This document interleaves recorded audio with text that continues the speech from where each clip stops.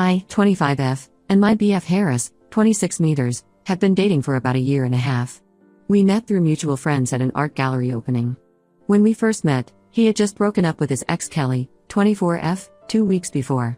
He was very upfront about this when we started talking and told me they had ended things mutually and blocked each other everywhere.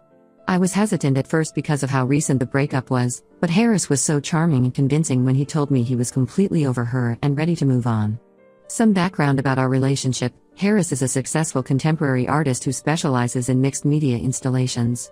He has regular art shows every couple of months and has built quite a following on social media over the past few years. His work has been featured in several prestigious galleries in our city, and he's known for his unique style that combines traditional painting with digital elements. When we first started dating, everything seemed perfect. He was attentive, caring, and made me feel like the most special person in the world. He would leave little sketches for me to find in my bag, and he even painted a beautiful portrait of me for my birthday. We moved in together after 6 months because we were practically living at each other's places anyway. His family, especially his sister Diana, 28F, welcomed me with open arms. My parents, who are usually skeptical about artists because of their unstable careers, absolutely adored him after seeing how successful and responsible he was. About Kelly, she's also an artist but works mainly with photography and digital art. She's not as successful as Harris, but she has her own small following. They dated for 3 years before breaking up, and their relationship was pretty serious. According to Harris, they split because they wanted different things in life. She had received an opportunity to move to Paris for her art career, while he wanted to stay here where he had already established himself. He told me they had both agreed it was better to end things cleanly rather than try long distance. I never had any issues with her until recently, although I'd never actually met her in person. The problem started about 3 months ago when I discovered that Harris and Kelly had only unfollowed each other instead of blocking each other like he claimed. I found this out by accident when I was using his phone, with his permission, to order food, and a notification from her popped up. She had commented on his latest artwork saying how much she loved the new direction he was taking and how it reminded her of his earlier work. It wasn't anything inappropriate, but it bothered me that he had lied about blocking her. When I confronted him about it, he seemed surprised that I was upset. He said he didn't think it was a big deal and that they occasionally interacted on social media because they share mutual friends in the art community. He explained that completely blocking her would have been awkward since they often get invited to the same gallery openings and art events.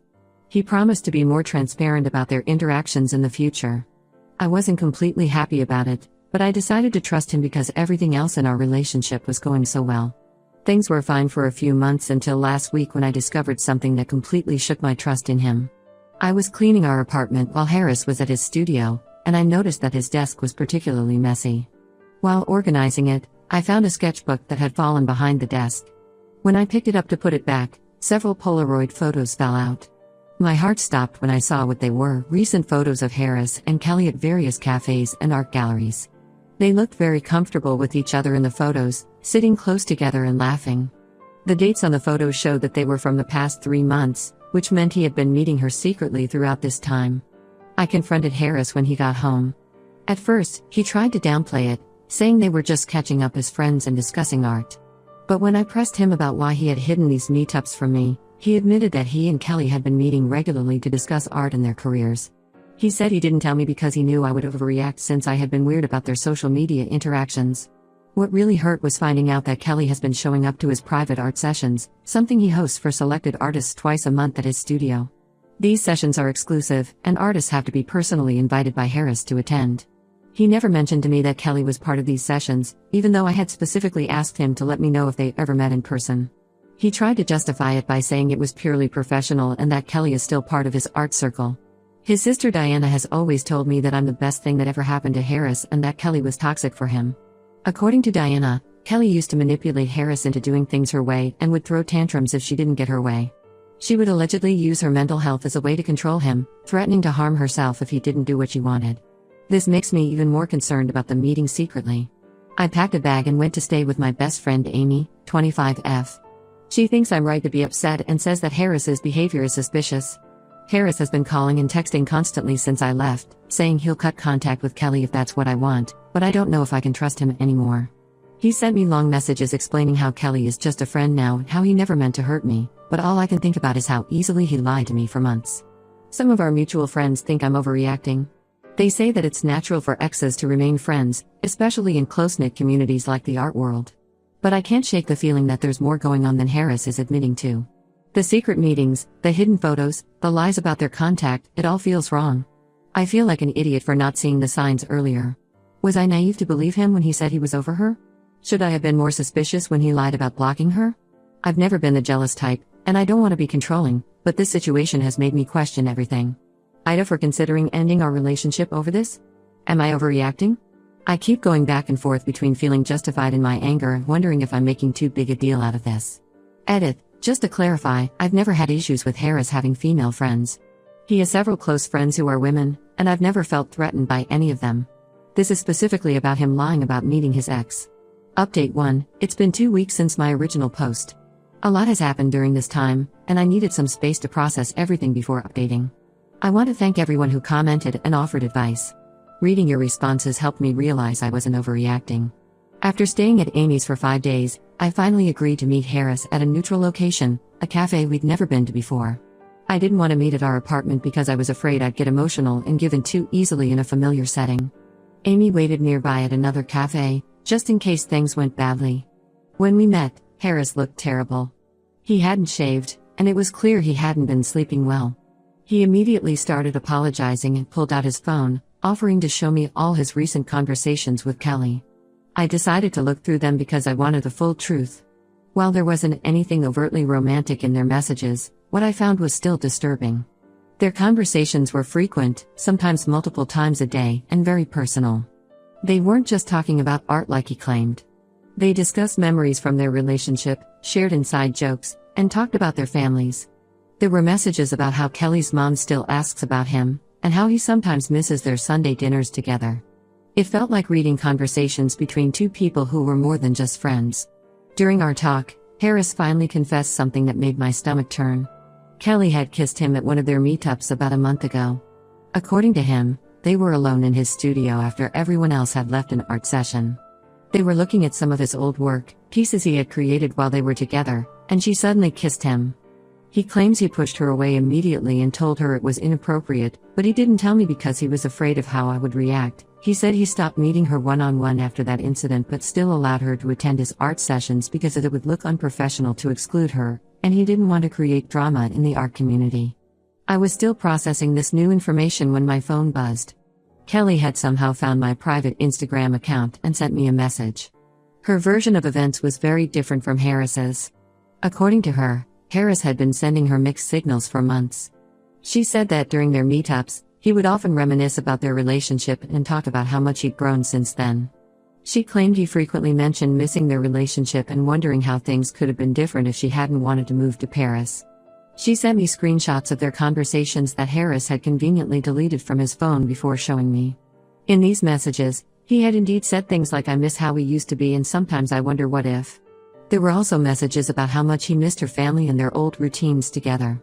In one particularly painful message, he told her that no one understood his art the way she did. When I showed these messages to Harris, his whole demeanor changed. He broke down crying and admitted that he had been confused about his feelings. He said he loves me, but seeing Kelly again had brought up unresolved emotions from their relationship. He swore he never physically cheated beyond the kiss she initiated, but he acknowledged that his behavior was emotionally inappropriate. That's when things got even more complicated. Diana called me out of the blue. Apparently, Kelly had reached out to her as well. Diana was furious with Harris and revealed something that made my blood run cold. This was exactly how his relationship with Kelly had ended. She had caught him maintaining inappropriate relationships with 2 of his previous exes, always under the guise of staying friends and maintaining professional connections. Diana had kept this information from me because she thought Harris had changed and didn't want to ruin our relationship. After Diana's revelation, several people from Harris's art community started reaching out to me. Some defended him, saying I was overreacting and that maintaining connections with exes is normal in their circle. But others shared similar experiences of him being sketchy with boundaries. One woman told me he had done the same thing to her friend, kept his ex around while dating someone new, always blaming it on professional necessity. I'm still staying at Amy's. Harris's art community has basically split into 2 camps. His close friends support him and think I'm being unreasonable. They say I'm trying to control who he can be friends with and that I'm threatening his career by making him cut ties with another artist. But others, especially those who've known him longer, have reached out to share similar stories about his pattern of keeping exes around his backups. Kelly has apparently quit attending his art sessions, but honestly, I don't know if I believe in anything either of them say anymore. Harris keeps sending me long messages about how he'll change and how he'll prove that I can trust him, but Diana's revelation about his past behavior makes it hard to believe him. Amy thinks I should just end things now and move on, but it's not that simple. We live together, we share friends, and our lives are deeply intertwined in the art community. Plus, there's a part of me that still loves him and wants to believe he can change. I'm going to take more time to think about what I want to do. For now, I've told Harris I need space, and I've muted both him and Kelly on social media. I can't deal with seeing their names pop up constantly. I never thought I'd be in this situation. I always prided myself on being understanding about friendships with exes, but this feels different. It's not about them being friends, it's about the lying, the secret meetings, and the emotional intimacy they maintain behind my back. I'll update again when I've figured out what I'm going to do. Thank you all for your support and advice. Note, to those asking about my living situation, I can stay with Amy as long as I need to. She has a spare room, and has been incredibly supportive through all of this. Update 2, it's been a month since my last update, and things have taken an unexpected and honestly devastating turn. I thought I had uncovered all of Harris's lies, but I was wrong. There was so much more beneath the surface. Last week, I finally went back to our apartment to collect more of my things. I had texted Harris beforehand to make sure he wouldn't be there because I wasn't ready to face him yet. He told me he would be at an art show in another city for 3 days, so it seemed like the perfect time. When I arrived at the apartment, I heard movement inside. At first, I thought Harris had lied about being away, but when I opened the door, I still had my key. I found Kelly there. She looked just as surprised to see me as I was to see her. When I demanded to know what she was doing in our apartment, she showed me a key and said Harris had given it to her to feed his fish while he was away. Here's the thing, we don't have any fish. We never had any fish. We had talked about getting some when we first moved in together, but we never did. When I pointed this out, Kelly's face changed. She sat down on our couch and just started crying. What she told me next made me feel like my whole world was crumbling. She and Harris had never actually stopped seeing each other during those 2 weeks before he met me. Their public breakup was staged because Kelly had gotten an opportunity to study at a prestigious art school in Paris for 6 months. They thought a clean break would be easier than trying to maintain a long-distance relationship, especially since they had already tried that once before when Kelly had a 3-month residency in New York. The plan was for them to get back together when she returned from Paris. They had even discussed her moving into his apartment, the same apartment I now shared with him. But during those 2 weeks, Harris met me at that gallery opening. According to Kelly, he told her he had unexpectedly developed feelings for me and wanted to explore where things could go. Kelly was devastated when she came back from Paris and found out about us.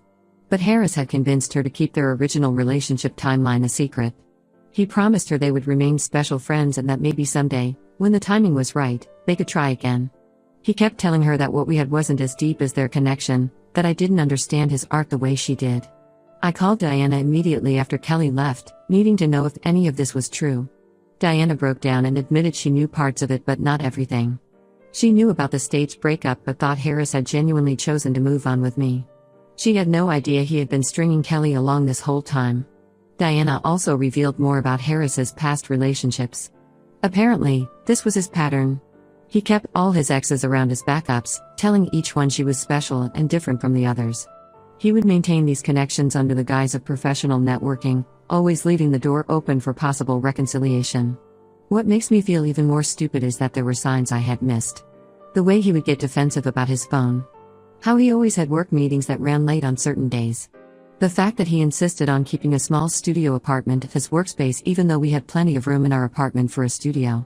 Kelly showed me years' worth of messages between them. Even during the Paris period, they had never really stopped communicating. She shared their video call logs, showing regular late-night conversations that happened while I was asleep in the next room. There were emails about their future plans and how they just needed to wait for the right time. I feel physically sick thinking about how I was living my life, planning a future with someone who had been maintaining a whole separate emotional relationship behind my back. Every time he said he was working late at his studio, every business trip, every art show, I now question everything. The worst part is that some of our mutual friends knew pieces of this story but never said anything. They thought it wasn't their place to interfere, or they believed Harris when he said he was just maintaining professional connections. I haven't confronted Harris yet. He's still at his art show, probably thinking everything is fine. Kelly promised to send me copies of all their communications before I decide what to do next. She says she wants to make things right, but I don't know if I can trust her either. After all, she knew about me and still maintained this relationship with him. I'll update again once I figure out how to handle this situation. Right now, I'm just trying to process the fact that my entire relationship was built on lies. Update 3, final update. 2 months have passed since everything blew up, and I wanted to share how things finally ended. Honestly, the aftermath has been both devastating and liberating. After my last update, I decided to confront Harris. I waited until he returned from his art show and met him at his studio. I chose the studio because I knew it was where he had been meeting Kelly all this time, and I wanted him to feel uncomfortable. I showed him all the evidence Kelly had given me, including their video call logs, emails, and messages. His reaction was exactly what Diana had warned me about. He tried to manipulate the situation. First, he claimed Kelly was lying and had fabricated the evidence. When I pointed out that Diana had confirmed everything, he switched tactics and started crying, saying he was lost and confused about his feelings. He even tried to blame his behavior on the emotional intensity of being an artist and how normal people couldn't understand the deep connections artists form with each other. What he didn't expect was for Kelly to post a long statement on social media the next day. She exposed their entire history, including screenshots of their conversations where he talked about keeping me in the dark. She also revealed how he had manipulated both of us, telling her they had a future while promising me I was the only one who mattered. The fallout in the art community was immediate and intense. Several other women came forward with similar stories about Harris. 2 of his previous girlfriends shared how he had kept them as backups while dating other people, always using his art career as an excuse to stay in touch. One woman even revealed that he had been seeing her during his early days with Kelly. His art career has taken a significant hit. 3 galleries have cancelled his upcoming shows, citing personal conduct concerns. Many artists have withdrawn from his private sessions, and his social media following has dropped considerably. He tried to do damage control by posting a public apology, but it backfired spectacularly when people found inconsistencies between his statement and the evidence Kelly had shared. I've blocked Harris on every platform possible. I had to change my phone number because he kept calling from different numbers, leaving long voicemails about how he's going through a spiritual awakening and needs time to find himself. According to Diana, he's now claiming that this whole experience is inspiring new art pieces about love, loss, and redemption. She says he's planning a new series based on our relationship, but thankfully, the galleries aren't interested. Kelly reached out to apologize again, saying she wants to make amends. She offered to help me recover my belongings from the apartment, but I told her I needed space from everyone involved in this mess. Diana helps me stay updated about necessary things, and apparently, Harris is now dating someone new, another emerging artist from his circle. Diana says it's already following his usual pattern. The art community has been surprisingly supportive of me. A different art collective, one that has no connection to Harris or Kelly, invited me to join their events. Some of them had apparently had similar experiences with artists using their professional network to maintain inappropriate relationships. I've moved into my own apartment now. It's small but it's mine, and there are no memories of Harris here. Sometimes I miss the relationship I thought I had, but then I remember it was all built on lies. Every happy memory is tainted by the knowledge that he was maintaining his relationship with Kelly the whole time. Some people have suggested therapy, but right now, I'm finding peace in my work and friends. Amy has been incredible through all of this, and my other friends have really stepped up to support me. I'm focusing on healing and rebuilding my life. I've learned valuable lessons about trust and boundaries, and I'm taking time to focus on myself before even thinking about dating again. To everyone who supported me through this, thank you. Your comments helped me stay strong when I was doubting myself. And to those who are in similar situations, trust your gut. If something feels wrong, it probably is. I won't be updating again. This chapter of my life is finally closed.